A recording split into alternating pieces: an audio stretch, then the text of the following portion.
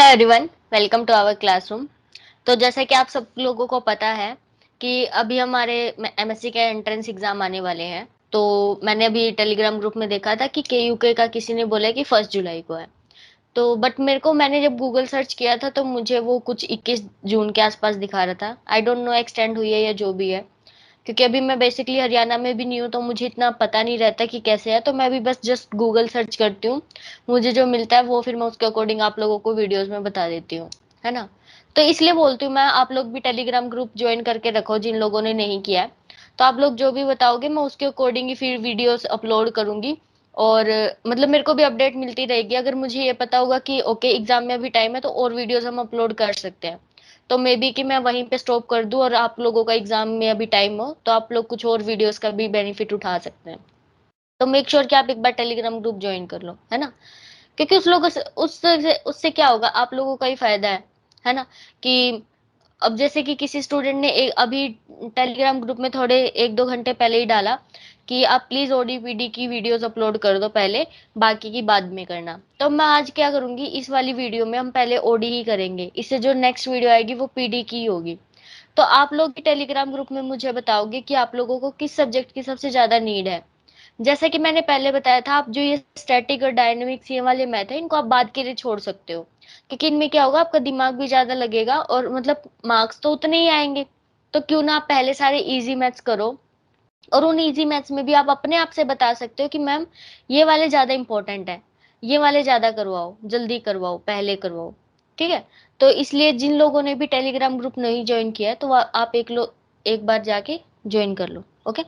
तो जैसे कि मैंने अभी अभी बताया कि आज की वीडियो में हम करेंगे अपना ओडी मैथ। उसके बाद नेक्स्ट वाली जो वीडियो आएगी उसमें करेंगे हम पार्शियल डिफरेंशियल इक्वेशन। ओके। तो ये आपके सामने सिलेबस है, और मैंने पहले भी पिछले वाली वीडियोस में भी बता रखा है कि जो पूरा सिलेबस है हमारा एमएससी एंट्रेंस का, ये हमने टेलीग्राम ग्रुप में भी शेयर कर रखा है। और आप चाहो तो यहाँ से स्क्रीनशॉट भी ले सकते हो, वैसे कोई फर्क नहीं है, मतलब स्क्रीनशॉट ले लो और या फिर मैंने पूरी पीडीएफ भी टेलीग्राम ग्रुप में शेयर कर रखी है। तो ये सिलेबस है। ऐसा नहीं है कि हमको बिल्कुल पूरा सिलेबस करना है, अभी हम थोड़े थोड़े पीवाईक्यूज करेंगे सारे। तो हमें पता लगेगा कि कुछ कुछ स्पेसिफिक टाइप के क्वेश्चंस बहुत रिपीट हो रहे हैं, है ना। अगर आप वो रिपीटेड क्वेश्चन करोगे तो मैं ये कहूंगी कि आपके 5 में से 4 क्वेश्चंस तो हो जाएंगे। बट जैसे ही मैं अभी क्योंकि क्वेश्चन सिलेक्ट कर रही थी तो मैंने देखा कि कुछ 1 या 2 क्वेश्चन ऐसे हो जाते हैं जो कि आपके मतलब ऐसा होगा कि अगर आप पूरा सिलेबस करके जाओगे तो कर ही लोगे, बट अगर आप सिलेक्टेड करके जा रहे हो तो एक क्वेश्चन मिस हो सकता है एक एग्जाम में। ठीक है। तो 5 में से 4 क्वेश्चन आराम से हो जाएंगे। बट अभी हम करेंगे सारे, वो भी मैं पॉइंट्स बताऊंगी कि जो उनसे हमारे पूरा सिलेबस करने से अटेंड हो सकते हैं। ओके। तो ये आपका सिलेबस है, स्टार्ट करते हैं हम सारे प्रीवियस ईयर क्वेश्चंस। तो देखो, तो वैसे तो इजी ही आएंगे अगर आप लोगों को सारी टर्म्स और सारे ऐसे पता है कि मेथड्स कैसे कैसे क्वेश्चंस करते हैं। जैसे फर्स्ट हमारी यूनिट थी उसमें सारा हमारे क्या था कि हमें इक्वेशंस को एग्जैक्ट चेक करना आना चाहिए और फिर उसके बाद उनका इंटीग्रेटिव फैक्टर निकालना आना चाहिए, है ना। सेकंड में होता है singular solution, particular solution, these things. फिर उसके बाद हमारे कॉम्प्लीमेंट्री फंक्शन, पर्टिकुलर इंटीग्रल वाली फोर्थ और फिफ्थ चैप्टर है, वो वाले हो गए। फिर उसके बाद से हम सेकंड ऑर्डर ओडी सॉल्व करना सीखते हैं, और फिर जो लास्ट वाली यूनिट है उसमें हमारे क्या हो जाते हैं, आपके सारे मेथड्स भी आता है और वो आता है ना सिस्टम ऑफ इक्वेशंस। तो आपको ये सारा एक बार तो यूनिट वाइज याद होना चाहिए, क्योंकि देखो 5 क्वेश्चन है तो हर एक यूनिट में से एक एक क्वेश्चन तो आएगा, है ना। और एक क्वेश्चन होगा मतलब किसी एक यूनिट में से 2 क्वेश्चन आ जाएंगे, ये बात होने वाली है। तो आपको एक बार तो याद होना चाहिए कि सबका ओवरव्यू पता हो कि आप एग्जैक्टनेस कैसे चेक करते हो, इंटीग्रेट फैक्टर क्या होता है, एंड ऑल दीज थिंग्स। तो देखो स्टार्ट करते हैं। तो पहला हमारा जो क्वेश्चन है ये हमारी फर्स्ट यूनिट से ही है। फर्स्ट क्वेश्चन में क्या बोला उसने कि फाइंड द इंटीग्रेटिव फैक्टर। और ऐसा नहीं है कि आपको बिल्कुल प्रॉपर फाइंड आउट करने की जरूरत है, आप ये ऑप्शंस भी डायरेक्टली पुट करके देख सकते हो, क्योंकि उससे ही तो आपको पता होगा अगर कि इंटीग्रेटिव फैक्टर के लिए क्या होता है। अगर आपके पास differential equation M D x plus N D Y is equal to 0 type की है, तो आपका जो इंटीग्रेटिव फैक्टर होता है वो क्या करता है, इस वाली टर्म का डेरिवेटिव करो विद रिस्पेक्ट टू y, और इसका डेरिवेटिव करो विद रिस्पेक्ट टू x। तो ये अगर टर्म्स आपकी इक्वल आती हैं तो फिर वो आपका इंटीग्रेटिव फैक्टर बन जाता है ना। पहले तो आप देखो कि ये अभी आपका m है और ये अभी आपका n है। अगर आप इसका m का derivative with respect to y करोगे तो आपका आ रहा है एक्स स्क्वायर, और अगर आप इसका करोगे विद रिस्पेक्ट टू x तो ये आएगा माइनस का 3x²। हाँ, ये अभी इक्वल नहीं आ रही है ना, इसका मतलब अभी ये इक्वेशन एग्जैक्ट नहीं है। तो अब हमें क्या करना पड़ेगा, किसी फैक्टर से मल्टीप्लाई करनी पड़ेगी, तब जाके ये इक्वल हो सकते हैं। तो अब देखो, अब हम क्या करेंगे, पहले आपका देखो मैंने एक बार ये लिया सपोज, तो अगर हम ये मल्टीप्लाई करेंगे इसके साथ तो हमारा क्या बनेगा, m is equal to x², और क्योंकि ये माइनस वाई 1/y की पावर 4 है तो ये हो जाएगा -1/y की पावर 3, क्योंकि एक y यहाँ पे मल्टीप्लाई है ना तो एक कैंसिल हो गया। और यहाँ पर n की वैल्यू क्या आएगी मेरी, -x³ प्लस y की power 3 and then divided by y की power 4। So that means -x³ by y की पावर 4 एंड माइनस इसको इससे कैंसिल करोगे तो 1/y बचेगा। ठीक है, अब आप एक काम करो, इसका डेरिवेटिव करना with respect to y, m का, तो curl m by curl y हमारा क्या आएगा, यहाँ से ये माइनस और x² तो कांस्टेंट ट्रीट कर लो, और ये पावर है -3 तो -3 आगे आएगा और नीचे आ जाएगा y की power 4। So that will be equal to 3x² by y की पावर 4। या अब ये मेरा n है जो ये मैंने लिखा हुआ है। अब n का डेरिवेटिव करना है with respect to x, n का डेरिवेटिव करो विद रिस्पेक्ट टू x इधर, तो ये आएगा माइनस और ये आएगा 3 फिर x² बाय ये नीचे वाला तो एज इट इज क्योंकि विद रिस्पेक्ट टू x करना है, और इसका हो गया 0। तो क्या ये सेम आए, नहीं ना, माइनस का डिफरेंस आ रहा है। रुको एक मिनट, मैंने माइनस क्यों लिखा था, हाँ क्योंकि इसकी माइनस से मल्टीप्लाई थी। ओके सॉरी सॉरी, तो यहाँ पर एक और माइनस आएगा ना, तो ये प्लस, ये भी प्लस, ये प्लस, तो इसका मतलब ये मेरा प्लस का आएगा, तो इसका मतलब ये दोनों सेम आ गए, तो that means this is integrative factor. आप बाकी के भी ऐसे ही चेक करो, बट बाकी के इंटीग्रेटिव फैक्टर नहीं आएंगे क्योंकि पहले वाले ही ऑप्शन हमारा करेक्ट आ गया। ठीक है, तो आपको हमेशा क्या करना है, m की भी मल्टीप्लाई इससे करो और n की भी मल्टीप्लाई इससे करो, और फिर m का derivative with respect to y करना है, n का derivative with respect to x, and then check की इक्वल आ रहे हैं या नहीं आ रहे। अगर ये इक्वल नहीं आते तो ये हमारा इंटीग्रेटिव फैक्टर नहीं बनता। ओके, तो इसका फर्स्ट ऑप्शन करेक्ट है। Now move to the second one. Second में देखो, ये हमारा आया सेकंड चैप्टर से। अब आप ना देखना ध्यान से कि इस टाइप के क्वेश्चंस बहुत सारे आएंगे।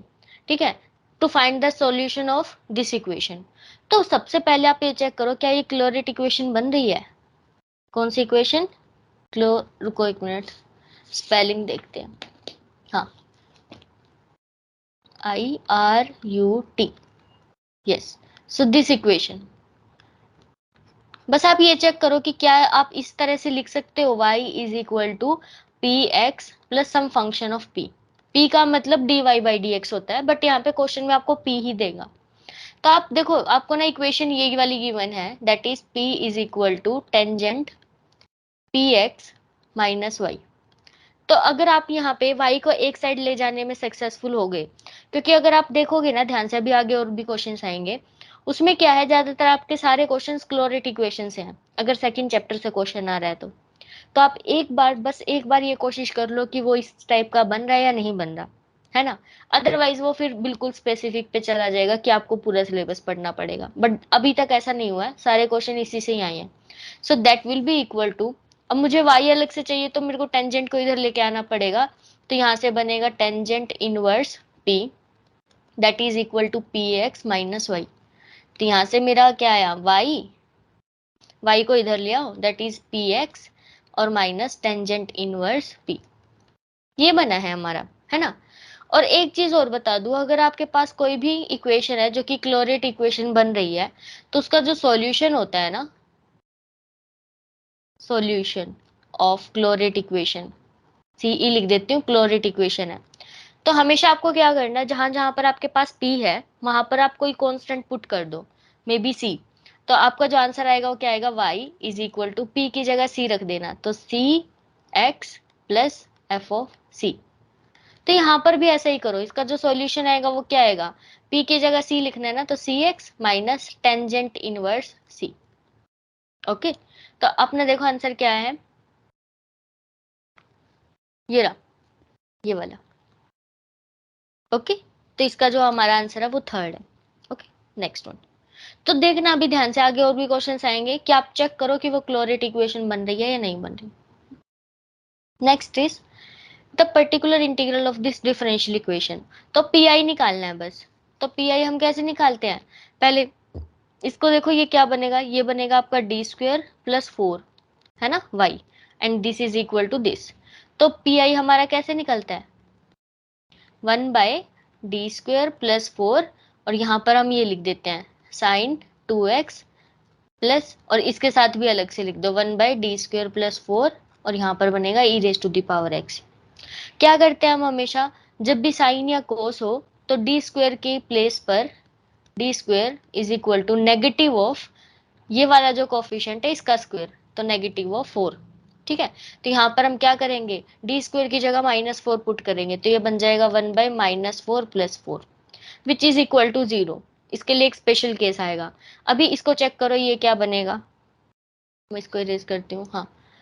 और ये वाली चीज क्या बनेगी, प्लस, यहाँ पर हमें क्या करना है, डी की जगह एक्स का जो कोफिशिएंट है, एक्स का कोफिशिएंट यहाँ पर 1 है, तो 1/1 का स्क्वायर +4 e⁻x। ये नीचे वाला 0 नहीं बन रहा, तो ये वाली जो वैल्यू है वो क्या आएगी, e⁻x डिवाइडेड बाई 5, क्योंकि 4 + 1 5। तो देखो यहाँ पर आया मेरा e⁻x डिवाइडेड बाई 5, तो ये ऑप्शन तो गलत है और ये भी गलत है, क्योंकि यहाँ पर -1/3 और यहाँ पर -1/5। अब इन दोनों में से चेक करते हैं कि कौन सा आएगा, तो इसको चेक करना है अभी साइन वाले को। ओके, तो अब हम इसको चेक करते हैं। तो इसके लिए क्या रूल होता है, जब भी आपका डिवाइड में 0 आ जाए तो आपको हमेशा क्या करना है, x से तो मल्टीप्लाई कर देनी है और नीचे वाले का डेरिवेटिव कर दो। नीचे का डेरिवेटिव करोगे तो 2d आ जाएगा, 4 का डेरिवेटिव 0, साइन 2x, ये बना। और जब भी आपके पास, एक मिनट,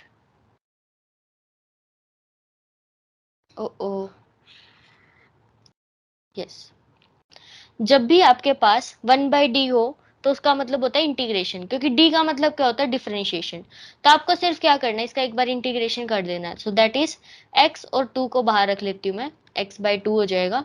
इसका इंटीग्रेशन कर दो विद रिस्पेक्ट टू x, तो sine 2x dx is equal to x/2, और क्या आएगा, minus of cos 2x and then divided by 2। ठीक है, तो यहां से मेरा आया -x cos 2x divided by 4। तो ये चेक कर लो कौन से वाले में है, ये वाला देखो, है ना, तो ये आंसर आएगा अपना। नेक्स्ट देखो, नेक्स्ट हमारा लास्ट वाले चैप्टर से जहां पर हम 3D में चले जाते हैं, तो वहां पर हमारे पास जैसे ऊपर वाले जो हमारा फर्स्ट चैप्टर होता है उसमें हम चेक करते हैं कि कैसे हम एग्जैक्टनेस चेक करते हैं, है ना।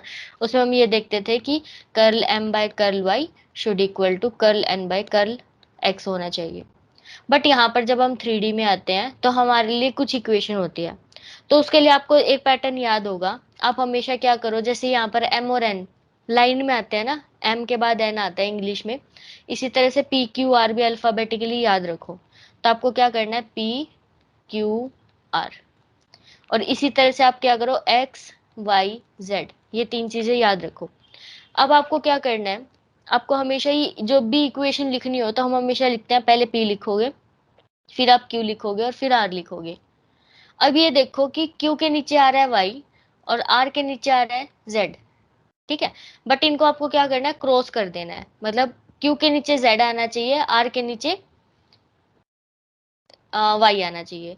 तो इसमें मैं ऐसे करूंगी, curl q by curl z और curl r by curl y, और इनका डिफरेंस लो और ऐसे लिख दो। फिर नेक्स्ट, अब पहले p बाहर आया, p के बाद आता है q, अब मैं q लिखूंगी और आएंगे लाइन में ही, ठीक है। तो p के बाद q, q के बाद आएगा r, और फिर r के बाद वापिस से p की बारी। अब वापिस से आप देखो कि p के नीचे x आता है, r के नीचे z आता है, बट हमें क्या करना है, इंटरचेंज कर देना है। तो p के नीचे z आएगा अब की बार, और r के नीचे x आएगा। तो r के नीचे मैंने x लिखा और p के नीचे हमने क्या लिखा, z, and then difference, and then plus, अब p हो गया, q हो गया, अब r की बारी, और r के बाद फिर p आएगा और यहाँ पर q आएगा। अब देखो p के नीचे x होता है और q के नीचे y, तो इनको फिर से इंटरचेंज करेंगे, तो ये आएगा with respect to y and this is with respect to x, that should be equal to 0। तो इस इक्वेशन को याद करने का ये तरीका है। अगर मतलब मेरे वैसे याद करो तो आप ये चेक कर लो कि कौन सी इक्वेशन दे रखी है। तो यहाँ पर अगर आप ध्यान से देखोगे तो ये थर्ड वाली है, पी क्यू आर, देखो यहाँ पर भी R, P Q, Q R P. Okay, next. एक चीज और है बहुत ज्यादा इंपॉर्टेंट, हमेशा ही ऑर्थोगोनल ट्रैजेक्टरीज से क्वेश्चन आता है। हर बार का मतलब ये लगा लो कि 90%। ज्यादातर क्वेश्चन आपको हमेशा ही मिलेगा, और छोटा सा चैप्टर है, ज्यादा कुछ बड़ा काम भी नहीं है, ज्यादा मतलब कुछ लेंथी क्वेश्चंस भी नहीं है, बट आते हैं। और कुछ क्वेश्चंस तो रिपीट भी होते हैं। तो देखो कैसे करना है। Orthogonal trajectory y is equal to A X की पावर 3, इसको निकालने का मेथड देखते हैं अभी। ए एक्स की पावर 3, तो आपको क्या करना है, हमेशा जो भी इक्वेशन दी है आप उसका डेरिवेटिव कर दो विद रिस्पेक्ट टू एक्स। तो जब आप इसका डेरिवेटिव करोगे तो बनेगा dy by D x is equal to 3a x की पावर 2। ठीक है, और आपको ना हमेशा एक कांस्टेंट दिखेगा, जैसे यहाँ पर आपको कांस्टेंट दिख रहा है दिस, तो आपको क्या करना है, यहाँ पर भी ए आया, यहाँ पर भी ए आया, तो ए की वैल्यू एक जगह से निकाल के दूसरी जगह पुट कर दो। तो हमेशा क्या करना है, इसमें पुट कर दो, एक ही बात है वैसे तो, मतलब इसमें पुट करो या उसमें पुट करो।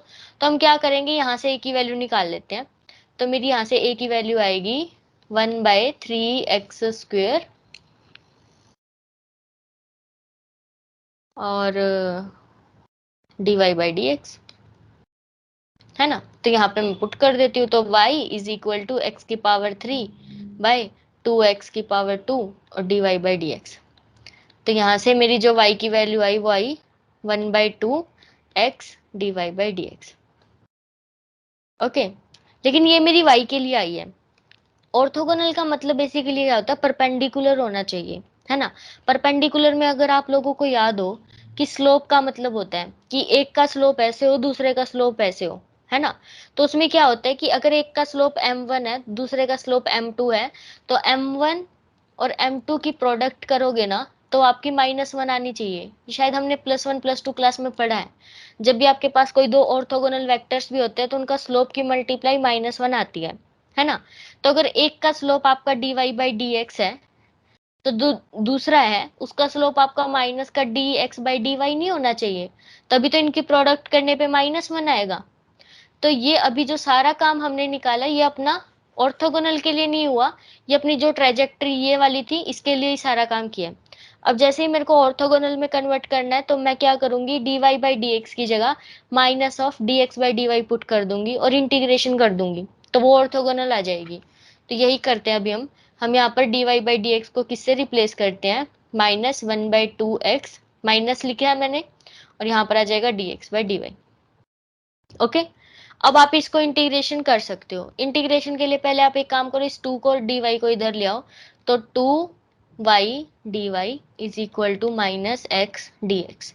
दोनों साइड इंटीग्रेशन कर दो, इसका इंटीग्रेशन करो, 2 यहाँ पर हो जाएगा y2/2, this is equal to -x²/2 और प्लस सम कांस्टेंट, है ना।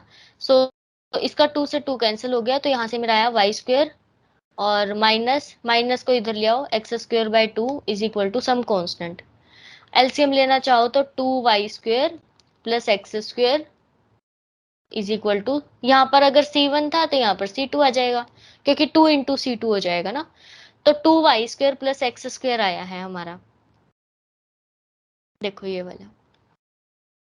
क्लियर, ऐसे करना है बस, कुछ भी नहीं है। पहले जो इक्वेशन दी है वो लिखो, डेरिवेटिव करो with respect to X, then जो कांस्टेंट है उसको एलिमिनेट करो। फिर आपको क्या करना है, जो भी हमारा स्लोप था उसका रेसिप्रोकल करो और नेगेटिव लिख दो। मैंने ये बताया आपको कि क्यों करते हैं ऐसा। बुक में शायद ना भी दिया हो, मतलब दिया होता है बट यूजुअली जब हम क्वेश्चंस करते हैं तो हम यूजुअली याद कर लेते हैं। बट ऑर्थोगोनल का मतलब भी यही होता है कि आपको स्लोप का क्या करना होता है, रिवर्स करके माइनस, ताकि उनकी प्रोडक्ट -1 बनी रहे। फिर आपको क्या करना है, वो पुट करके और फिर उस इक्वेशन को सॉल्व करना है, क्योंकि वहां पे अभी डेरिवेटिव्स हैं, हमको इक्वेशन चाहिए ही, है ना। तो हमने इंटीग्रेशन कर दिया और हमारी ये इक्वेशन आ गई। तो प्रोसीजर यही रहेगा, इक्वेशंस भी आपको ज्यादा मुश्किल नहीं देने वाला है।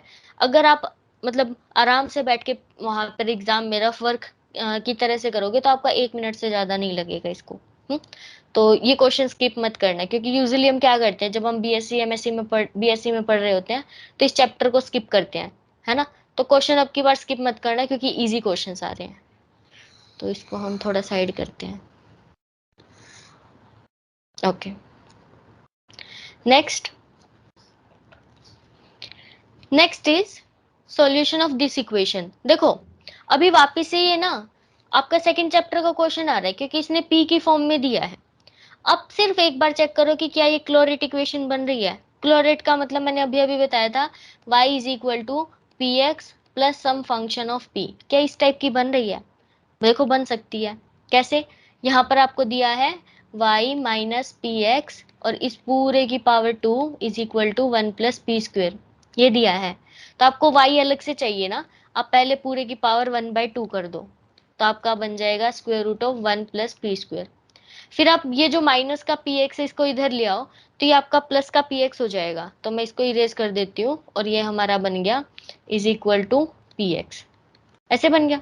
अब देखो ये बन गई है ना इसी टाइप की, यहाँ पर पी एक्स, ये रहा पी एक्स, और एक सम फंक्शन ऑफ पी, ये भी कोई फंक्शन ही है पी का, है ना। तो ये बन गया। अब जिसका सॉल्यूशन है मैंने क्या बताया था, पी की जगह बस कोई कांस्टेंट पुट कर दो, तो y is equal to C X plus square root of 1 plus C square. ये आंसर है, बिल्कुल सिंपल सा। तो इसका आंसर कौन सा आएगा? सी एक्स कहाँ गया?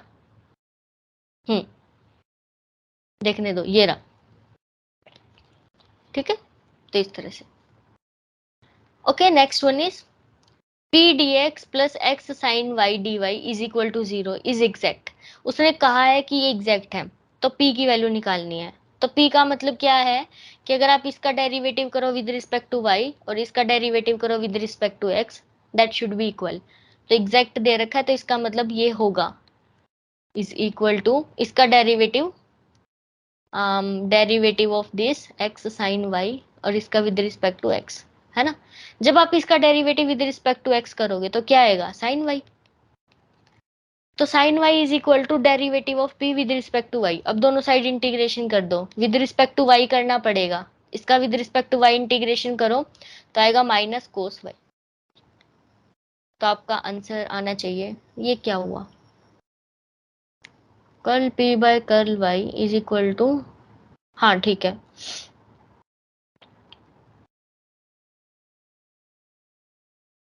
माइनस होता है ना।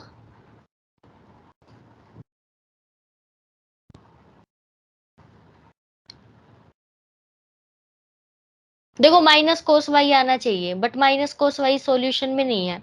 लेकिन मैं एक बार आइडिया लगाऊं कि ये वाला सॉल्यूशन है क्योंकि इसमें मुझे माइनस कोस वाई दिख रहा है, तो एक बार आप इसको पुट करके देखो p की जगह।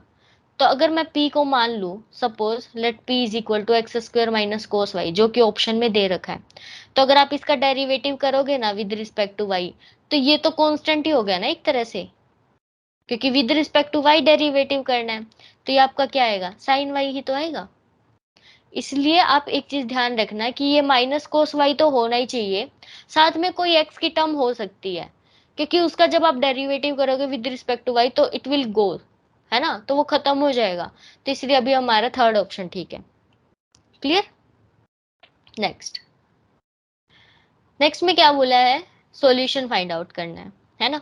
तो पहले ना एक चीज ध्यान से देखो, मैं एक बात कहूंगी आप लोगों को कि यहाँ पर भी देखो ये आपका पर्टिकुलर इंटीग्रल है, ये भी पर्टिकुलर इंटीग्रल है, ये भी और ये भी।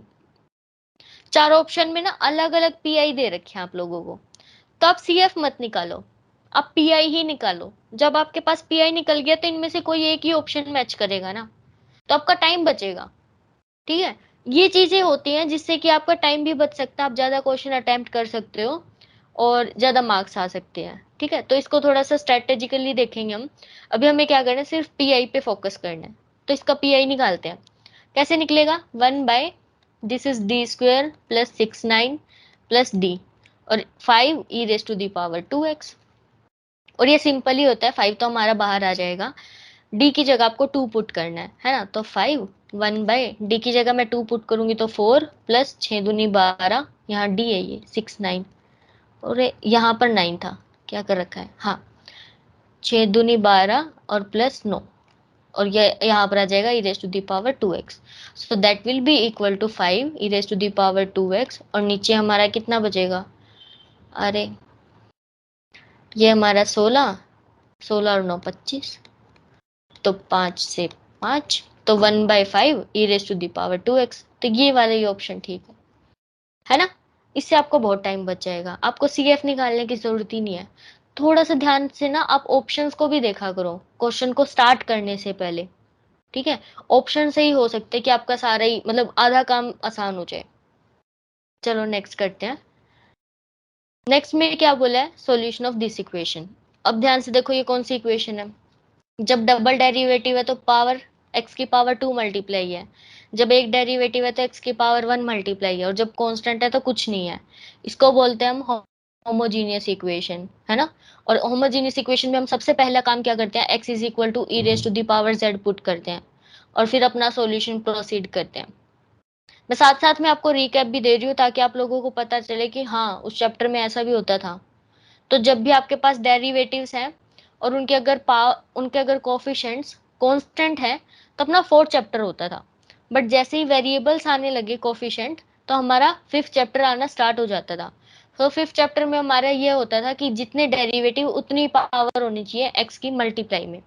तो हम ये करते थे x is equal to e raise to the power z put करते थे, और देन हमारे पास जो भी डी स्क्वेयर होता था, क्योंकि इस इक्वेशन को अगर आप लिखोगे ना, ये वाली जो इक्वेशन है इसको हम लिखे देंगे तो ऐसे बननी चाहिए -3d+4, है ना। बट ये ऐसे ना बन के हम क्या करते थे, डी स्क्वेयर को d-1 से रिप्लेस करते थे। ये चीज होता था। और फिर ये सेम 3d+4। नाउ ये हमारा CF बना है, complementary function.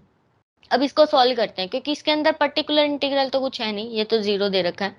So that will be equal to, ये हमारा डी स्क्वेयर, ये माइनस का डी और माइनस का ये भी 3d, तो ये -4d हो गया और +4, ठीक है। सो दिस इज d-2 का स्क्वायर, ये बना हमारा। तो यहां से मेरा क्या आएगा, d इज इक्वल टू +2 और +2। तो ये हमारा क्या बनता है, c1 + c2x, और हमारा बन जाएगा E raise to the power 2z। Sorry यहाँ पर भी z आएगा, है ना, क्योंकि आंसर अभी हमारा z में आया है। और z की जगह फिर आप क्या पुट करोगे, देखो यहाँ पर x is equal to e raise to the power z था, तो z हमारा बन जाएगा log of x, logarithm of x। तो यहाँ से मेरा जो आंसर आएगा वो आएगा c1 + c2 into logarithm of x, और यहाँ पर E raise to the power z, तो यहाँ पर x² हो गया। तो आंसर क्या आएगा हमारा, एक में ही लोगरिथम है वैसे तो, बट यही आंसर है। नेक्स्ट इज, देखो सेम क्वेश्चन है, एकदम सेम ही आया कि y is equal to ax²। यही निकाला था ना हमने ऑर्थोगोनल के लिए, ये रहा y इज इक्वल टू, यहाँ पर ax की पावर 3 थी, वहां पर ax की पावर 2 पूछ रखी है। तो आप समझ रहे हो कैसे, मतलब सेम टाइप से ही क्वेश्चन आया बट थोड़ा सा चेंज किया उसने, है ना। तो करते हैं इसको, देखो अब इसको जल्दी जल्दी करेंगे, हमने कैसे किया था अभी उसको। तो y is equal to ax², हमने डेरिवेटिव करना है पहला विद रिस्पेक्ट टू x, तो मैंने लिखा dy/dx is equal to 2ax। और फिर मैंने कहा कि यहाँ से a की वैल्यू निकालो, इधर पुट कर दो, तो मेरी a की वैल्यू आ रही है 1/2x और dy/dx। अब ये वाली वैल्यू मैं इधर पुट करती हूँ यहाँ पर, तो हमारा बनेगा y is equal to 1/2x, और ये वाला भी x² है ना, तो मैं यहाँ पे लिख देती हूँ x² और dy/dx, ठीक है। और आपको पता है कि एक x कैंसिल हो रहा है, तो हम इसको इरेज कर देते हैं और ये भी हमारा इरेज हो जाएगा। तो ये बना x/2। अब हमने क्या किया था कि dy/dx को -dx/dy से रिप्लेस कर देना है। So now the equation will become y is equal to -x/2 और dx/dy, ये बन गई। अब हमें इंटीग्रेशन कर देना बस। So this is equal to, हम इन दोनों वैल्यूज को इधर ले आते हैं, तो ये बन जाएगा 2y dy is equal to -x dx। Okay, so इसको अगर हम सोल्व करेंगे तो इंटीग्रेशन करो 2, इसका बन जाएगा y की पावर 2/2, और इसका बनेगा -x की पावर 2/2 प्लस सम कांस्टेंट। अगर आप एलसीएम लो तो ये भी इसको चलो बाय 2 ही मान लो, कांस्टेंट ही है ना, तो सबके नीचे से 2 कैंसिल हो जाएगा, तो 2y² प्लस x²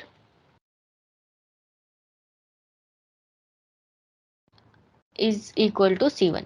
मतलब सम कांस्टेंट, तो 2y² प्लस x², ये रहा, ये कांस्टेंट है कोई भी, ठीक है। तो ऐसा मत सोचना कि क्या आ गया, ये a² कैसे आ गया। तो 2y² प्लस x², देखो और कहीं नहीं है, तो यही answer. Okay, next, an integrative factor. अब इसने कहा है कि इसका इंटीग्रेटिव फैक्टर निकालो। देखो वैसे तो ऑप्शंस हैं, इनमें से हमें चेक करना पड़ेगा ना। तो पहले तो इसको m D x plus N D y की फॉर्म में लिखो, तो हमारे पास इक्वेशन है दिस। तो मैं इसको एलसीएम ले रही हूँ, तो एलसीएम का मतलब बेसिकली मैं डी एक्स की इनसे मल्टीप्लाई कर रही हूँ, is equal to x e raise to the power -2x और -3x प्लस 1 के साथ y, और इस पूरे की मल्टीप्लाई हो जाएगी डी एक्स के साथ। तो अगर मैं इस पूरे को इधर लेके आऊं, तो ये मेरा बन जाएगा माइनस का, इज इक्वल टू 0। तो x d y plus 3x plus 1 y and minus x e raise to the power -2x dx is equal to 0। तो ये मेरा m है और ये मेरा n है। अब उसने कहा है कि x e की पावर x होना चाहिए, e raise to the power 2x होना चाहिए, e raise to the power 3x होना चाहिए। ये चेक करते हैं, है ना। तो पहले तो देखो m ये है मेरा, और m का डेरिवेटिव आप विद रिस्पेक्ट टू y करोगे तो 0 आ रहा है, और यहाँ पर m का derivative with respect to x करोगे तो नॉन जीरो ही आएगा, दिख रहा है साफ साफ, है ना। तो अभी मैं एक बार x ये लेके चलती हूँ, सपोज मैंने इंटीग्रेटिव फैक्टर लिया x e raise to the power, कोई तो पावर आएगी देखो, या तो 1x आनी चाहिए या 2x या फिर 3x। तो मैं मान लेती हूँ कोई भी है kx, और मुझे k की वैल्यू ही तो निकालनी है ना। आंसर तो सेम ही है सबके, x है और एक्सपोनेंशियल, बट ये इसमें दिक्कत है कि x का कोफिशिएंट क्या होना चाहिए। तो ये देखते हैं क्या आएगा। तो अगर ये आया तो मेरा m की वैल्यू आएगी x, और एक और x है तो x² e raise to the power kx। और n की वैल्यू हमारी हो जाएगी इस पूरे के साथ इसकी मल्टीप्लाई, तो इस पूरे के साथ इसकी मल्टीप्लाई करेंगे तो 3x प्लस 1, और यहाँ पर y फिर x e raise to the power kx, and then minus ये बन जाएगा x² e raise to the power, और यहाँ पर आ जाएगा kx और -2x, है ना, बेसिकली k -2x। अब m का डेरिवेटिव हम करते हैं विद रिस्पेक्ट टू y, ये तो फिर से 0 आ रहा है। ओ ओ, मैं सॉरी सॉरी सॉरी सॉरी, बिल्कुल गलत। M D x plus N D y होता है ना, रुको, हाँ, ये मेरा n है और ये मेरा m है, बिकॉज इक्वेशन हमारी कैसे होती है, m D x plus N D y. इस चीज का ध्यान रखना, तो जो dx का कोफिशिएंट है वो हमारा m होता है, और ये हमारा n है, ठीक है। तो अभी इसको हम लिखेंगे m और ये है n। अब देखो, अब बनता है कुछ, चलो n का derivative with respect to x करना है, तो प्रोडक्ट रूल लगेगा। तो पहले ये एज इट इज, इसका डेरिवेटिव 2x प्लस अब x² एज इट इज, इसका derivative e raise to the power kx, और फिर साथ में कोफिशिएंट भी आता है। तो ये हमारा बन गया E raise to the power kx, और अंदर आएगा 2x प्लस kx², ये बना। अब इसका करते हैं, m का डेरिवेटिव करो विद रिस्पेक्ट टू y। ये मेरा m है, तो m का डेरिवेटिव हम करेंगे विद रिस्पेक्ट टू y। इसमें तो y है ही नहीं, इसको तो जाने दो, है ना। इसका derivative with respect to y करेंगे तो ये बाकी जो बचा है ना वही बचेगा, क्योंकि यहाँ पर तो y की पावर एक ही। तो 3x plus 1 x e raise to the power kx। अब देखो ये और ये ना सेम होने चाहिए, क्योंकि इंटीग्रेटिव फैक्टर में यही तो होता है कि curl m by curl y should equal to curl n by curl x, so that should be equal to, ये मेरा जो आंसर आया वो लिख रही हूँ, e raise to the power kx, और यहाँ से आप x को भी कॉमन निकालो। ओ देखो यहाँ से आप x को भी कॉमन निकाल सकते हैं, तो अभी हम यहाँ पर लिखेंगे x, और ये बनेगा 2 प्लस kx, तो इससे ये कैंसिल, इससे ये कैंसिल, तो 3x plus 1 is equal to 2 plus kx, है ना। k की वैल्यू निकाल लो, तो रुको, 3x माइनस के एक्स इज इक्वल टू 1 हो जाएगा। तो यहाँ से आया 3 माइनस के x is equal to 1।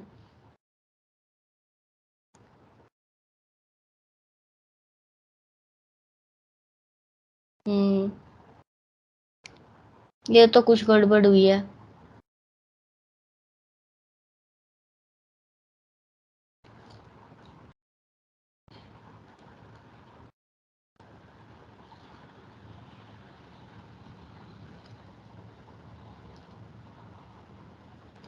x, ये ठीक लिखा हमने,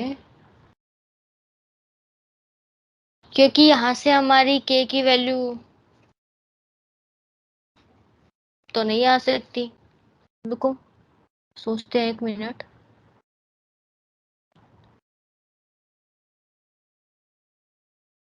x dy है प्लस 3x प्लस 1 के साथ y और minus x e raise to the power minus 2x इसके साथ dx। ठीक है, तो मैंने क्या किया, x और e की पावर kx। तो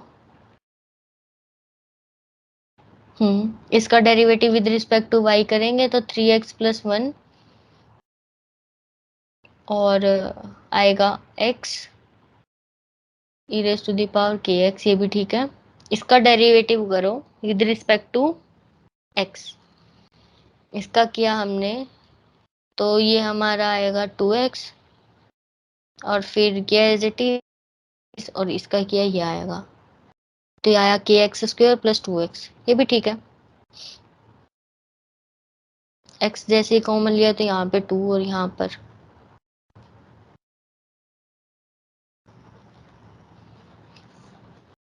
तो चलो आप लोग कमेंट बॉक्स में लिख के बताना, मैं भी इसको टेलीग्राम ग्रुप में शेयर करूंगी थोड़ा सोचने के बाद। हम नहीं चाहते कि वीडियो लंबी हो जाए, है ना। अदरवाइज तो आप मतलब 1 बाय 1 भी पुट करके देख सकते हो, बट ठीक है मैंने यहाँ तक कर लिया। अभी आप एक बार देखना कि यहाँ पर या तो मैंने क्या गलती की है, मैं भी देखती हूँ, वो चेक करते हैं। नेक्स्ट देखो चलो, नेक्स्ट में क्या कहा आपको कि ये डिफरेंशियल इक्वेशन दी है और उसने बोला है कि this is the particular solution of this equation. तो अभी ए की वैल्यू निकालनी है, तो आपको, क्योंकि पर्टिकुलर सॉल्यूशन क्या आएगा, 1/d² प्लस ए है ना, और यहाँ पर लगा है -4 sin 2x, और इसने क्या कहा, इसका आंसर आना चाहिए x cos 2x, that should be equal to x cos 2x। तो पहली बात एक ये बताओ, अगर ये d² की वैल्यू अगर -a के इक्वल नहीं हुई, है ना, फिर तो वही आंसर आ जाएगा। फिर तो क्या आंसर आएगा, 1/4 प्लस ए, और यहाँ पर आता -4 और sin 2x, ये आंसर आता ना फिर तो।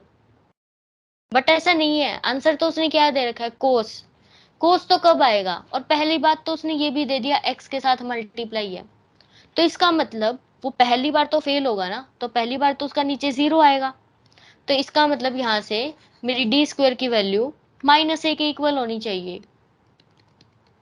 अगर मेरे d² की वैल्यू -a के इक्वल हुई, तभी जाके मेरा पहली बार 1/0 बनेगा, और फिर हमारा रूल क्या होता है, x से मल्टीप्लाई करो, नीचे वाले का डेरिवेटिव करो, है ना, वही चीज बोल रही है।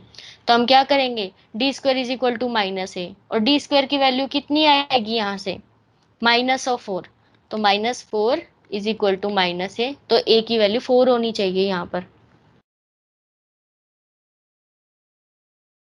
ठीक है ना हमने, हाँ, तो a की वैल्यू जब 4 होगी तभी हमारे पास ये आंसर आएगा। अब एक बार चेक भी करके देख लो, तो जैसे ही आपने 4 रखा तो यहाँ पे d² प्लस 4 बनेगा और -4 sin 2x, है ना। अब आपने क्या किया, एक बार जैसे ही पुट किया तो -4 प्लस 4 0 बन जाएगा। फिर हम क्या करते हैं, एक बार इसका x से मल्टीप्लाई करते हैं और नीचे वाले का डेरिवेटिव, तो 2d, और यहाँ पर -4 भी है sin 2x। अब हम, मैंने बताया था पीछे भी, अभी हमने एक क्वेश्चन किया था कि 1/d का मतलब integration, so that is -2x, और इंटीग्रेशन ऑफ साइन तो माइनस ऑफ cos 2x/2, तो ये इससे कैंसिल हो जाएगा, माइनस माइनस प्लस, तो x cos 2x, यही बोला है उसने। तो ये चेक करो कि नीचे केस ऑफ फेलियर वाला बन जाए, तो उसके बाद ही फिर आपका एक्स पॉसिबल है पीआई में, पर्टिकुलर इंटीग्रल में। ओके, नेक्स्ट आते हैं। देखो वापिस से आ गया ऑर्थोगोनल ट्रेजेक्ट्री का। अब तक आपको पता लग गया होगा है ना, क्योंकि अभी तीसरी बार ऑर्थोगोनल ट्रेजेक्ट्री का क्वेश्चन आ गया, तो इसका मतलब अब तक हर बार आया है। तो ऑर्थोगोनल ट्रेजेक्ट्री में वापिस से वही करेंगे हम। अब तो आप लोगों को याद भी हो जाना चाहिए, y square is equal to 4ax। फिर हम क्या करेंगे, डेरिवेटिव करेंगे, तो 2y dy by D x is equal to 4a, बस। और यहां से a की वैल्यू निकाल लो, तो a की वैल्यू आएगी मेरी ये 4। a की वैल्यू हम यहाँ पे पुट कर देंगे, तो y square is equal to 4, और इनफैक्ट 4a की वैल्यू ही आई थी, तो ठीक है ना, डायरेक्ट पुट कर देते हैं। तो ये मेरा आया था 4a, तो 4a की जगह आप सीधा ही लिखो 2y dy by D x और इंटू में x, ये आया। तो यहाँ से आपके पास क्या बनेगा, और आपको क्या करना है, dy बाई डी एक्स को minus of dx by dy से रिप्लेस करना है, so that will be this is equal to 2y और माइनस dx बाई dy, और साथ में ये x भी है, ठीक है, ये सब है। इनको इधर ले आओ, एक y से एक y भी कैंसिल हो रहा है, सो इक्वल टू y और dy is equal to minus 2x dx। Integration कर देते हैं, y square by 2 is equal to minus 2x square by 2 and then some constant. इसको भी बाई में 2 कर दो, तो इससे ये सारे 2 कैंसिल हो जाएंगे, y square plus 2x square is equal to some constant. ये आंसर आया, तो y square plus 2x square, तो ये रहा y square plus 2x square. Okay, next is the differential equation. अब देखो वही क्वेश्चन आया है, बट अब की बार बिल्कुल स्टेटमेंट ही पूछ ली। इसने कहा कि y इज इक्वल टू अगर P X plus F of P हो तो वो कौन सी इक्वेशन होती है। तो मैं आपको 2 बार बता चुकी हूँ कि वो क्लोरेट इक्वेशन होती है, ठीक है। Next, the solution of this equation. अब इस इक्वेशन का सॉल्यूशन पूछा है, पहले तो ये चेक करो कि क्या ये एग्जैक्ट है या नहीं है। तो ये हमारा m है और ये हमारा n है ना। तो e raise to the power y और n है 1 plus x e raise to the power y, ठीक है।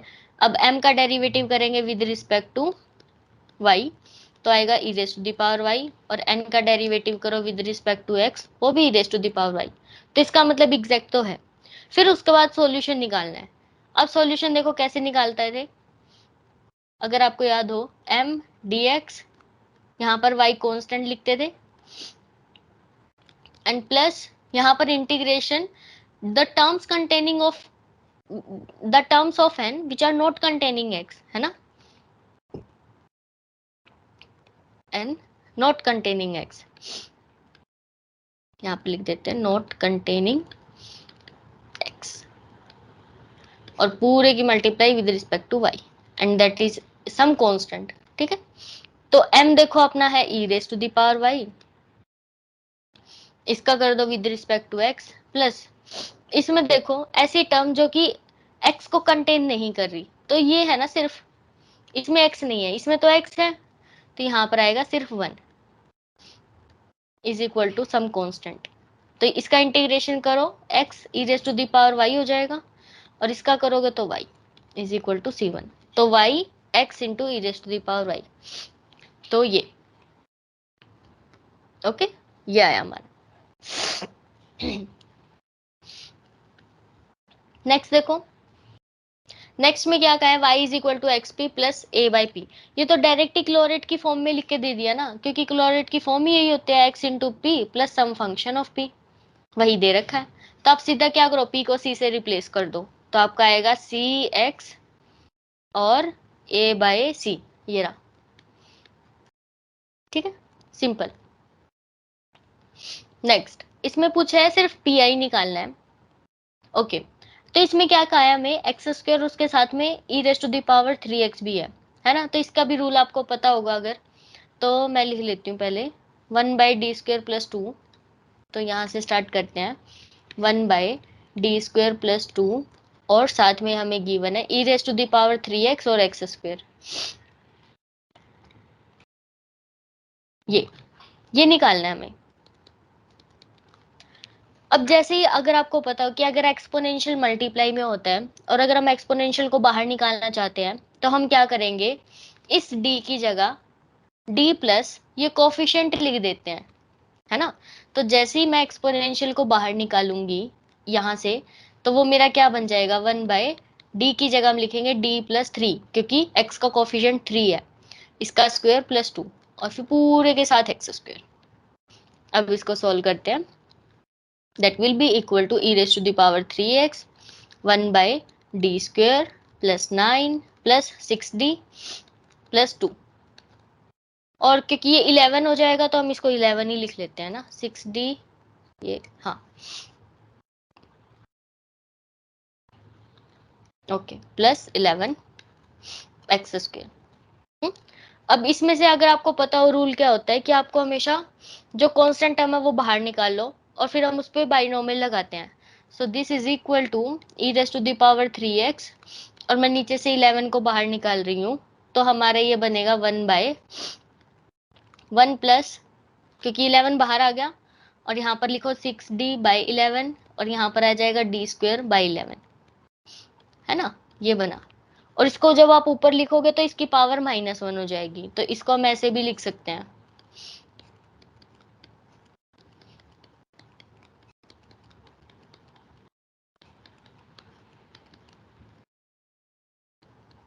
ये आएगा। अब हम क्या करेंगे, इसकी बाइनोमियल ओपन कर देंगे, तो इसको आप ऐसे लिख दो, ऐसे।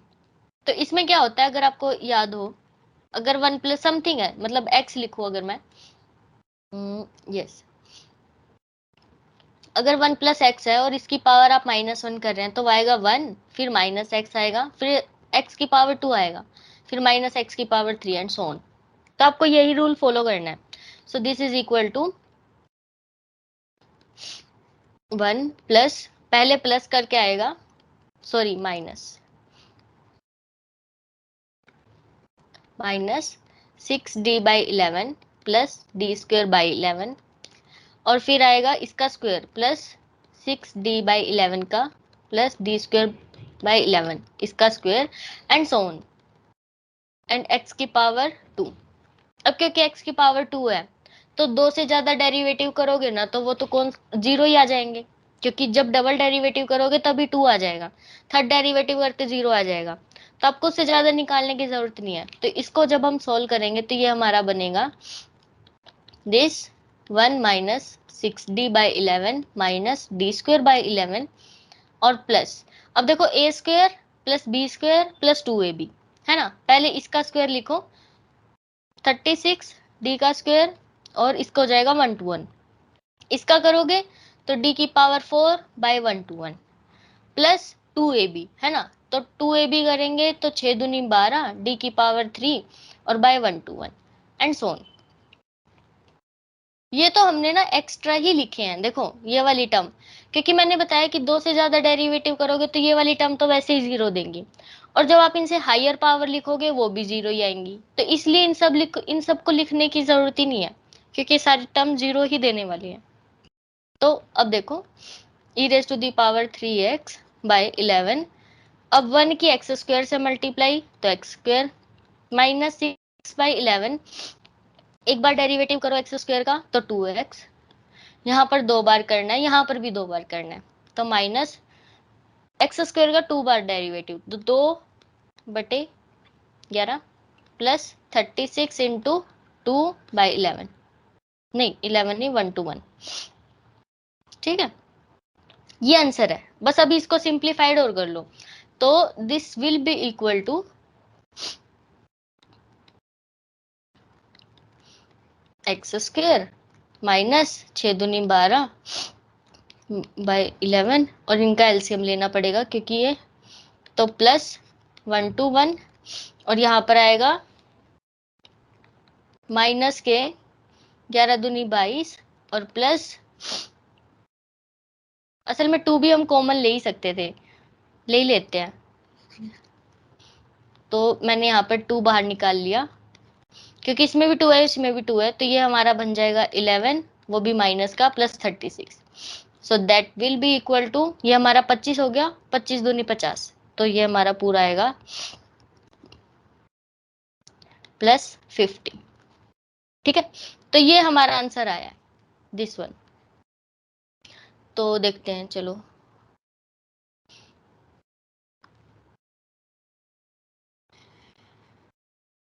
ओके, हाँ, तो ये क्वेश्चन था अपना, और सॉल्यूशन आया है ये वाला। अरे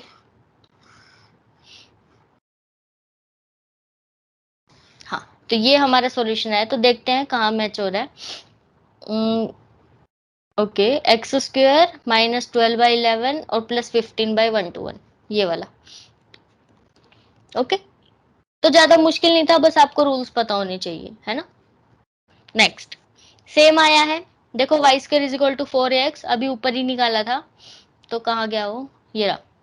इसका आंसर था 2x² प्लस वाई स्क्वायर, तो यहाँ पर आएगा 2x² plus Y square. Next, हाँ, ये वाला देखो सबसे अलग है।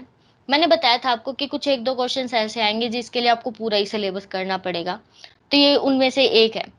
तो ये जो हमारी लास्ट चैप्टर है ना, उसकी एक्सरसाइज में से आया है, जो कि आपको करने की जरूरत नहीं है। वैसे तो आप मतलब अभी मैं जैसे करवाऊंगी तो वो कर सकते हो, क्योंकि ये जो क्वेश्चन है ना वो थोड़ा ट्रिकी भी होते हैं। हो सकता है एग्जाम में आपको हिट ना करे कि कैसे सॉल्व करना है, but still we are going to do this. तो ये क्वेश्चन है, जेड, मैं लिख लेती हूँ statement, z 1 - z² dx plus z dy minus x plus y plus XZ² dz। ये इक्वेशन है, और इसको सॉल्व करने को बोला, और कुछ नहीं कहा, उसने कहा है कि सॉल्यूशन फाइंड आउट करो, है ना। सबसे पहले तो हमको ये चेक करना होता है कि इक्वेशन एग्जैक्ट है भी या नहीं है। तो अभी जो मैंने ऊपर आपको रूल बताया था ना, वही फॉलो करना होता है। तो मैं एक बार अगर देखते हैं कॉपी हो सके तो, इधर ही लिखा था ना ये वाला।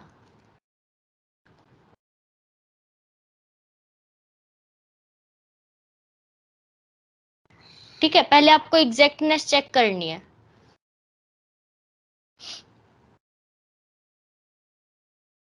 हाँ, तो अभी हम ये रूल चेक करते हैं, चलो। इसमें देखो ये आपका P है, ये Q है, और ये R है। पी क्यू आर होते हैं ना, तो ये हमारे पी क्यू आर है, और आपको ये चेक करना है कि क्या ये इक्वल टू पहले 0 दे भी रहे हैं या नहीं दे रहे। तो यही करते हैं अभी हम। तो मैं इसका डेरिवेट, देखो पहले पी लिखते हैं, z 1 - z²। अब q का derivative with respect to z, तो ये 1 आएगा। r का विद रिस्पेक्ट टू y, तो ये आया -1। फिर प्लस q की वैल्यू z है, और यहाँ पर आएगा r का derivative with respect to x -1, और ये भी आएगा प्लस नहीं -z²। और इसका करो तो माइनस, नहीं रुको एक मिनट, कुछ तो गलत किया हमने, है ना। दोबारा से करते हैं, पहले p लिखो, फिर हमने लिखा दिस, तो ये मेरा 1 आया, देन माइनस, अब curl r by curl y, वो भी -1 आएगा। हाँ, अब ठीक है। देन q की वैल्यू है हमारी z, and then curl r by curl x, तो that is -1 -z², and then minus p का विद रिस्पेक्ट टू z। तो जब p का विद रिस्पेक्ट टू z करेंगे, तो ये हमारा z माइनस z⁻3, तो इसका बनेगा 1 -3z², ये हो गया। प्लस अभी r की वैल्यू, r ये पूरा लिखो आप, तो minus x plus y plus XZ², और p का विद रिस्पेक्ट टू y तो 0 हो जाएगा, q का विद रिस्पेक्ट टू x भी 0, तो ये तो पूरा ही 0 हो गया। तो ये दोनों, ये पूरी टर्म तो 0 हो गई। इसको देखते हैं, ये हमारा 2 आएगा, 1 + 1 2, तो 2z 1 - z²। यहाँ पर देखो प्लस z, अब यहाँ पर क्या बनेगा -1, और ये मेरा +1, तो इससे तो ये कैंसिल हो गया, -z² और माइनस माइनस प्लस 4, नहीं +3z²। तो ये हमारा आएगा 3 में से एक गया तो ये 2z², so that is equal to 2z 1 minus z² और प्लस z, और यहाँ पर आएगा 2z²।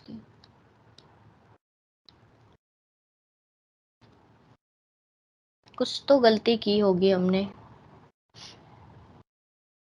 अरे हाँ, ये -1 है, ये भी -1 है, कैंसिल नहीं होगा। तभी मैं सोच रही हूँ कि पहले तो सॉल्यूशन एग्जैक्ट होनी चाहिए तभी सॉल्यूशन निकलता है। तो यहाँ पर हमारे पास ये भी आने वाला है -2। अब ठीक है, तो ये हमारा है 2 माइनस 2z²। तो देखो ये भी हमारा क्या बन गया, 2z 1 माइनस z², और ये बनेगा माइनस का 2z और 1 माइनस z²। ये बनेगा। क्योंकि हमारा प्लस का 2z था, तो ये मेरा प्लस का है और ये माइनस का था, तो इसमें से माइनस कॉमन लोगे तो same, so that will be equal to 0। इसका मतलब ये जो इक्वेशन है वो सेटिस्फाई हो गई। तो पहली बात तो ये एग्जैक्ट होनी चाहिए। ऐसे भी क्वेश्चन आ सकते हैं, इसलिए मैं करवाया है कि ये पहले सॉल्यूशन चेक करो कि एग्जैक्ट है या नहीं है। तो एग्जैक्ट तो है। अब हम इसका सॉल्यूशन फाइंड आउट करना है ना, तो वो करते हैं। देखो सॉल्यूशन इसके थोड़े ट्रिकी है, मतलब कोई प्रॉपर रूल नहीं है कि कैसे आप फाइंड आउट करोगे, तो आपको थोड़ा सा रुक के देखना ही पड़ेगा कि आप कुछ पैटर्न बना पा रहे हो या नहीं बना पा रहे। इसलिए मैंने बोला कि अगर आप चाहो तो इनको स्किप भी कर सकते हो क्वेश्चंस को, बट देखो कैसे करेंगे। जैसे ये क्वेश्चन है, अब क्या करो,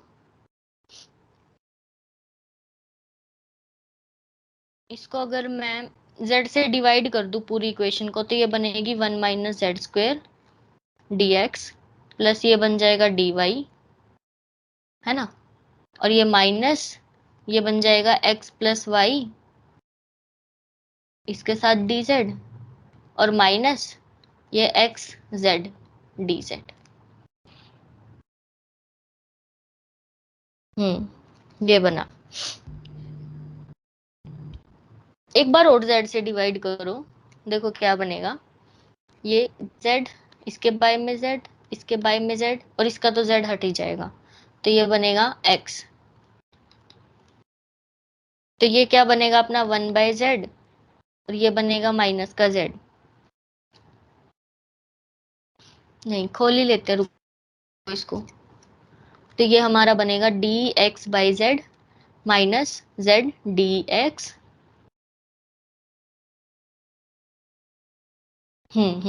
अब देखो क्या होगा, अब देखते हैं।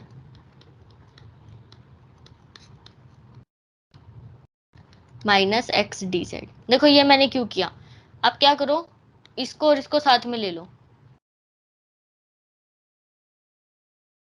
हम्म तो ये बनेगा d x plus d y by z, और एक ये वाला लो साथ में, minus of x plus y. अरे इसके बाय में भी तो एक पहले z किया और एक और z किया, तो यहाँ पर 2 आएगा। अब ठीक है, और एक ये अलग से, इनको अलग से लिखो। इनका तो मेरे को लग रहा है, देखो इन दोनों में से, इसमें से और इसमें से माइनस कॉमन लो, तो जैसे माइनस कॉमन लिया z dx plus x dz, ये बन जाएगा। तो इसकी वैल्यू क्या होती है, this is equal to derivative of x into z. पहले का derivative second as it is, second का डेरिवेटिव पहले वाला एज। ये ठीक है, इसको रहने दो साइड में। इसको देखो कैसे करेंगे। हम्म ये इसका डेरिवेटिव नहीं बन रहा है, derivative of x plus y by z का। ध्यान से देखो, मतलब आप इसको ऐसे लिख सकते हो ना, this is equal to derivative, पहले तो x प्लस वाई और इनटू में 1/z। देखो पहले हमने क्या किया, 1/z एज इट इज, इसका डेरिवेटिव करोगे तो ये आएगा, और 1/z एज इट इज है। सिमिलरली जब आपने x प्लस वाई को एज इट इज रखा, तो 1/z का डेरिवेटिव माइनस का 1/z² इंटू डी जेड, तो ये वाली पूरी वैल्यू आ जाएगी, ये वाली। ओके, तो इसलिए मैंने इसको ऐसे लिखा है। अब ठीक है, क्योंकि जब हमारे पास इस फॉर्म में आ जाता है तो इंटीग्रेशन करना तो आसान ही हो गया। ये आया मेरा derivative of x z is equal to 0। Now अब जब आप इसका इंटीग्रेशन करेंगे तो x plus y by z minus x z is equal to some constant. ये आंसर है मेरा, x plus y by z minus x z. Minus था ना बीच में, तो ये वाला। ओके, इस तरह से आया। लेकिन जैसे कि आप लोगों ने देखा होगा, अगर आप लोगों को एक बार समझ नहीं आया कि जेड से डिवाइड करें, जेड स्क्वायर से डिवाइड करें, हो सकता है ना भी एग्जाम में हिट हो, तो छोड़ देना इस क्वेश्चन को, कोई बात नहीं। क्योंकि टाइम ले लेगा ना, इससे अच्छा तो आप और क्वेश्चंस कर पाओगे। बाद में टाइम बचे, अगर सपोज कि आपको जितने आते हैं उतने सारे कर लिए और फिर भी टाइम बच रहा है, तो आप इसको ट्राई कर सकते हो कि क्या कर सकते हो, कैसे सॉल्यूशन फाइंड आउट कर सकते हो। क्योंकि इन वाले क्वेश्चंस में ऐसा भी नहीं है ना कि आप पुट करके देख लोगे, है ना, उससे भी नहीं। Next, which of the following is not an integrative factor. तो आपको क्या करना है, यहाँ पर x d x minus y d x, sorry x d Y is equal to 0। तो यहाँ पर आपके m की वैल्यू हो गई माइनस का y और n की वैल्यू है x। अब आप एक बार इससे मल्टीप्लाई करो, इससे करो, फिर इससे करो, फिर इससे करो, और आप चेक करो कि किस में इक्वल नहीं आ रही, क्योंकि उसने बोला है विच of the following is not an integrative factor. तो कोई एक ही होगा जिसमें कि इक्वल नहीं आ रही होगी, वो चेक करना है। तो ये काम आप कर सकते हो, है ना, ये आपके लिए मैं होमवर्क छोड़ रही। नेक्स्ट करते हैं, orthogonal trajectory to this family. देखो हर बार आ रहा है, मैंने बोल दिया, चौथी बार आया है ये क्वेश्चन, है ना। तो वही करेंगे हम, x square minus y square है ना, तो यहाँ से हमारा आएगा x square minus y square is equal to c है, तो हम डेरिवेटिव करते हैं। तो यहाँ से आएगा 2x minus 2y d y by D x, और ये तो मेरा कॉन्स्टेंट ही है तो 0 हो गया। तो यहाँ से आप y की वैल्यू निकालो। y की क्यों निकालनी है, रुको, हाँ ठीक है। अब यहाँ पर तो ना कांस्टेंट था, वो वही हमारा 0 हो गया, तो आपको कांस्टेंट पुट करने की जरूरत नहीं है। अब आप सिर्फ क्या करो, dy बाई डी एक्स की जगह minus of dx by dy put करो। So now this will be equal to 2x, अब प्लस हो जाएगा ना, minus minus plus 2y dx by dy, and this will be equal to 0। तो यहाँ से आया मेरा x plus y dx by dy। Integration कर दो, मतलब आप इसको ऐसे लिख लो पहले, x के साथ dy प्लस और के साथ dx इज इक्वल टू 0, ऐसे यही बनेगा ना, हाँ यही बन रहा है। So now this will be equal to x d Y is equal to minus of y d x, और you can write like this. तो ये बन जाएगा logarithm of y is equal to minus logarithm of x, constant भी logarithm में मान लो, तो ये इधर आके प्लस का हो जाएगा। So this is equal to plus, और ये हमारा इक्वल टू में, तो आ जाएगा logarithm of y into x is equal to logarithm of c। तो लोगरिथम से logarithm cancel, y into x is equal to some constant, तो ये आएगा। ओके, नेक्स्ट, नेक्स्ट है हमारा वही, देखो सेम क्वेश्चन आया है, x into cos two x. अगर इसका हमारा पर्टिकुलर सॉल्यूशन है तो आप a की वैल्यू फाइंड आउट करो। तो ऊपर चेक कर लेते हैं क्या आया था, क्योंकि कुछ क्वेश्चंस तो एकदम 4 आंसर आया था हमारा, ठीक है। तो आप एक बार खुद से करके देखना, ऐसा नहीं है कि सॉल्यूशन वापस से जाके देख रहे हो, तो जैसे अभी किया था वैसे ही करेंगे। Okay, next is integrative factor निकालना है ना, तो वही चीज करेंगे, पुट कर करके देखेंगे।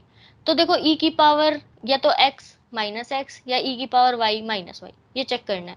तो m मेरा ये है और n मेरा ये है, तो m is equal to y square plus 2x plus x square.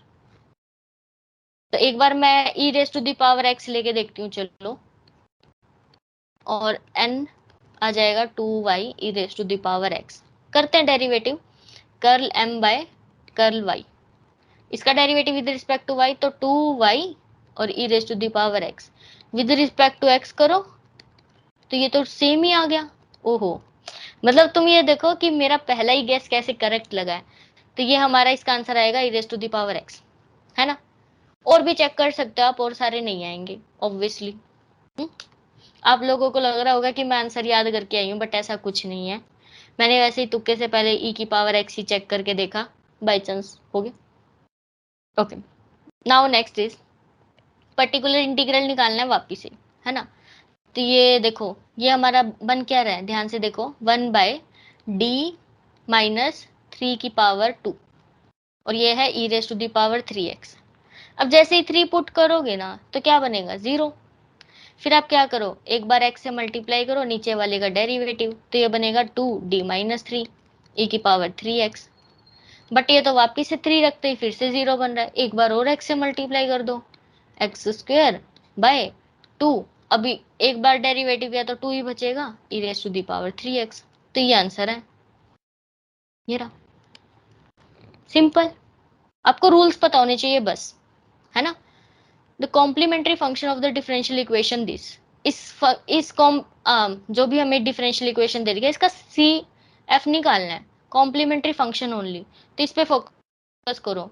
और ये देखो वैसे ही दिया हमें होमोजीनियस वाली, तो हम क्या करेंगे, D minus 1 minus D minus 3, ये बनेगा इज इक्वल टू 0। और मैंने बताया था यहाँ पर x is equal to e raise to the power z होता है, तो ये बनेगा डी स्क्वेयर, ये माइनस का डी माइनस डी, तो माइनस 2d माइनस 3। तो यहाँ से मेरा क्या बनेगा, मुझे ये लेना चाहिए d minus 3d plus d और माइनस 3, है ना, यही बनेंगे फैक्टर। तो d माइनस 3 और d प्लस 1, तो एक आएगा 3 और एक आएगा -1।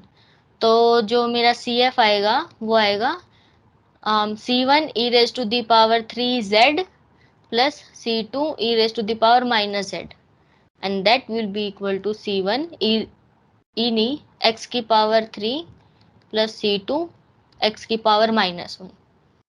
तो कौन सा है, ये वाला, देखो x की पावर 3 और x की पावर -1, है ना, ये हो गया।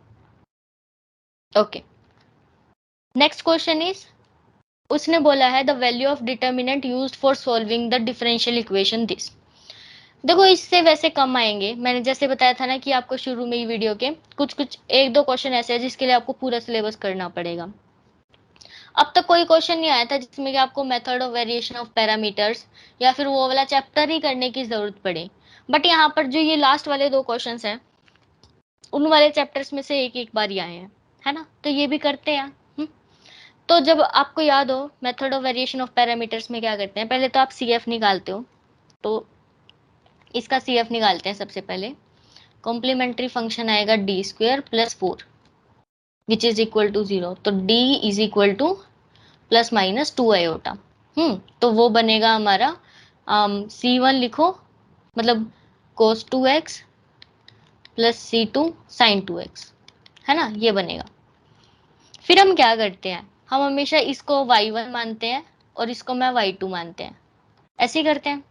फिर हम रोन्सकियन निकालते हैं, रोन्सकियन क्या होता है, w में क्या करते हैं y1 फिर y2, और यहाँ पर y1 का डेरिवेटिव और यहाँ पर y2 का डेरिवेटिव, ये करते हैं ना। तो इसने वही पूछा है बेसिकली, इसने ना वैल्यू ऑफ डिटर्मिनेंट ही पूछी है यूज्ड, कि जब आप ये मेथड करते हो तो एक डिटर्मिनेंट निकालते हो, उस डिटर्मिनेंट की वैल्यू पूछ रहा है वो, तो उस डिटर्मिनेंट को हम रोन्सकियन बोलते हैं। तो वही पूछा है। तो मेरे y1 की वैल्यू cos 2x और ये आएगा sin 2x। अब इनके डेरिवेटिव -2 sin 2x और ये आएगा 2 cos 2x, बस ये निकालना है, डिटर्मिनेंट पूछा है। मतलब अगर आपको देखो method of variation of parameters याद होगा तो आप कर पाओगे, otherwise you can skip that. So this is equal to 2, ये हो जाएगा cos स्क्वायर 2x और ये प्लस 2 sin स्क्वायर 2x। तो बेसिकली आपको पता है कि cos square 2x plus sin square 2x हमारा हो जाएगा 1, तो आंसर आएगा 2। तो ऑप्शन में देखते हैं क्या है, 2। Okay, next. हाँ, देखो अगले वाला जो ये चैप्टर है कि जिसमें हमारे सिमल्टेनियस इक्वेशंस होते हैं ना, इक्वेशंस होती हैं दो या दो से ज्यादा इक्वेशंस, उनको सॉल्व करने वाला, तो उसमें से भी एक ही क्वेश्चन आया हुआ है। तो ये देखो उसने खुद ही आपको मल्टीप्लायर्स दे दिए ताकि आपका ज्यादा दिमाग ना लगे। अब देखो क्या करेंगे, हमें क्या करना होता है, जब भी मल्टीप्लायर्स होते हैं तो जो पहला मल्टीप्लायर होता है उसकी यहाँ पे मल्टीप्लाई, जो सेकंड मल्टीप्लायर होता है उसकी यहाँ पर, और जो थर्ड मल्टीप्लायर होता है उसकी यहाँ पर, और फिर उनको ऐड कर देते हैं सभी इक्वेशंस को, है ना। फिर सॉल्यूशन निकालते हैं। तो मल्टीप्लायर तो उसने दे ही रखा है, तो हम यही करेंगे। मैं पहले की 1 से मल्टीप्लाई, दूसरे की y से, और तीसरे की z से, और डिवाइड में देखो क्या बनेगा, z square minus 2yz minus y square, और इसकी मैं y से करूंगी तो y square plus z y, और इसकी हमने z से करनी है तो y z minus z square, ये बनेगा। तो इससे ये कैंसिल, वाई स्क्वेयर से वाई स्क्वेयर कैंसिल, नहीं ये दोनों प्लस के थे तो ये इससे कैंसिल और ये भी इससे कैंसिल, तो डिवाइड में 0 आया। अब आपको पता है कि आप इसको अगर आप इनमें से किसी के भी इक्वल रखोगे तो इज इक्वल टू में 0 हो जाएगा। तो मेरी इक्वेशन ये बन के आई है।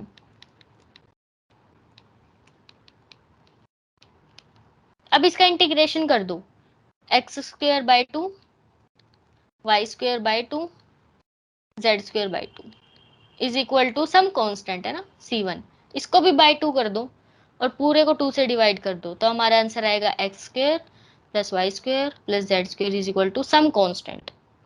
तो ये वाला आंसर हो गया। मैं मानती हूँ कि ये वाले भी मुश्किल नहीं है, बस मैं ये कह रही हूँ कि अगर कुछ लोग बिल्कुल सिलेक्टेड पढ़ के जाना चाहते हैं तो वो इन क्वेश्चंस को स्किप कर सकते हैं। बट यहाँ पर देखो आपने, उसने खुद ने मल्टीप्लायर भी दे के रखा था, है ना।